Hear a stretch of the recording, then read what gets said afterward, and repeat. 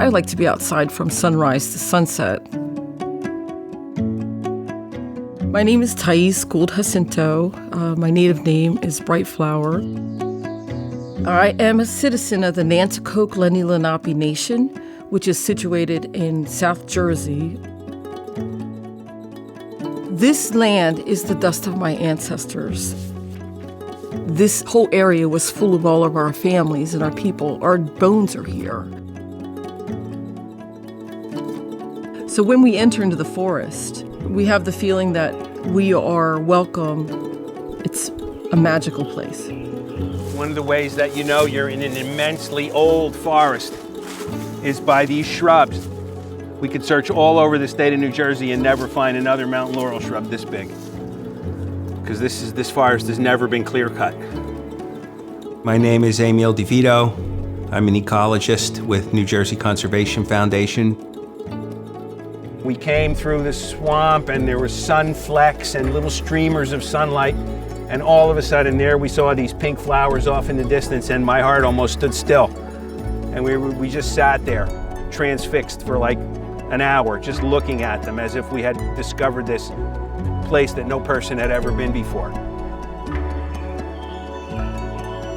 The swamp pink is one of the most spectacular flowers, and the population here in the Burton Hill area is probably the single best population left in the world.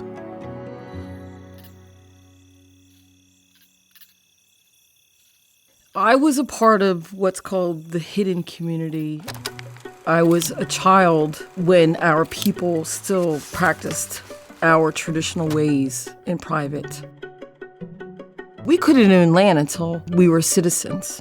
And we weren't citizens until 1924, which is in my grandparents' generation. During pre-colonial time, New Jersey was almost nothing but forest.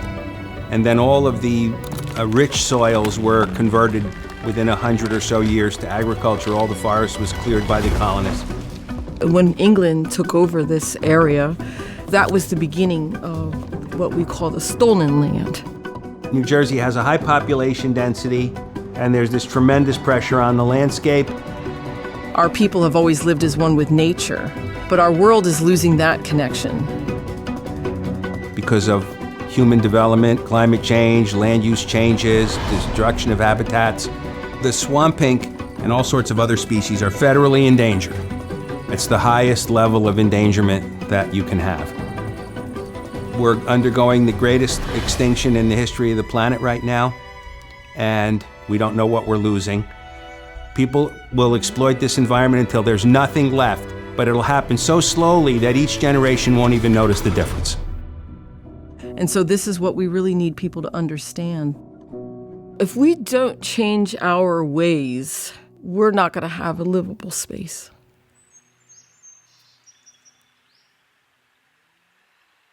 When I was a young child, I spent countless hours stomping around in the creek at the bottom of my street. And my mother would make me turn my pockets inside out every time I came home because I always had a frog or a snake or a turtle or something in my pocket. That experience, that time spent there, made me aware of the connection of all things and the need to protect all things. I'm Jay Watson. I'm one of the 2 co-executive directors at New Jersey Conservation Foundation. The way that NJCF tries to stop the assault on nature is by preserving land in perpetuity, so that we know that it's always going to be there. We've been so successful in New Jersey in preserving land over the 60 years that we've been working in it that it has created some new challenges. I mean, once we preserve the land, that's one thing, but somebody has to be responsible for that property in perpetuity. And perpetuity is a long time. We needed to find a piece of property so that we could expand our conservation programs. It took 10 years, but one day, something said to check the expired listings. And there it was. 63 acres in the center of hundreds of reserved acres here on Burton Hill. And incredibly, it was still available. I'm like, okay, well, I'm going to have to find $1 million. Where am I going to find $1 million?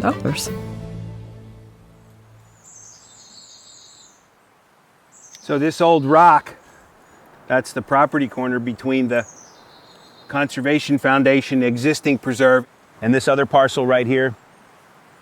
We had always hoped that we would eventually someday be able to preserve this land next door to make it more contiguous. In order to keep ecosystems functioning, we need to keep them connected so that there are these swaths of undeveloped land where nature can persist. I started to call old friends and colleagues, and that call leading to another call, and the person saying, I know this person, call that person. It all started coming together, and eventually that led to Rob. My name's Rob Ferber. I'm the regional manager for the Delaware Bayshore. I received a call from Green Acres, and they told me that Ty and the Native American Advancement Corporation were interested in this property. When I spoke to Rob the first time, he was really excited. And I was excited, and he called TNC, and they were excited. And before we knew it, we were meeting. And in the meeting, they said, yes, we're going to do this.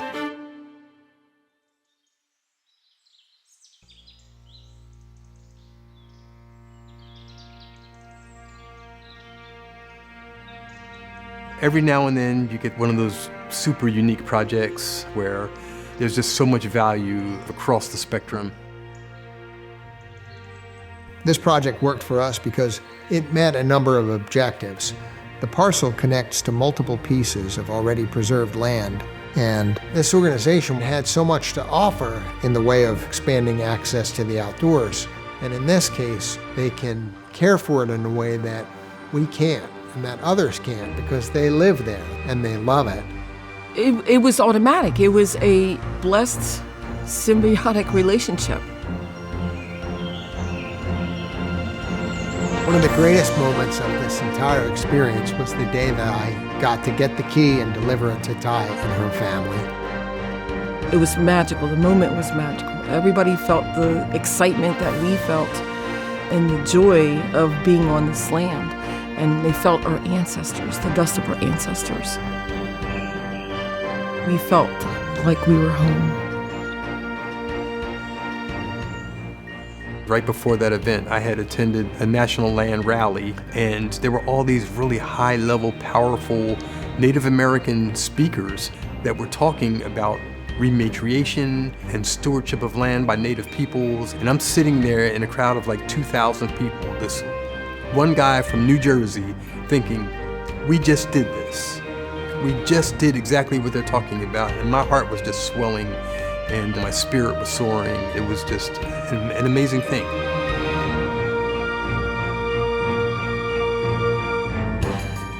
It was a joyous occasion, but there was still work to be done. It's not our mission to teach about our culture. It's our mission to try to save Mother Earth. This particular section of saplings, these are for reforestation projects, and they will go for open space regionally. We need to preserve space in all areas of the state and not just the remote and rural places where we have traditionally worked, because we want nature available to everyone. We really believe that preserving the land is one thing, but getting people out onto the land and letting them experience the land really goes a long way in terms of developing the next generation of people that are going to care about this work we're doing right now. New Jersey Conservation Foundation just launched Nature for All, a 2050 vision for New Jersey. Our ambitious new plan is to help protect over 50% of the space left in New Jersey by the year 2050, and it's going to be a race to get it done. Someday, it is going to be different. We're going to lose a lot of stuff. We're going to lose a lot of species. We're going to lose a lot of ecosystems. But someday, I believe that people are going to decide to live in a sustainable way. And whatever we manage to carry with us through this mess that we've created is what's going to be left to make our lives beautiful once again.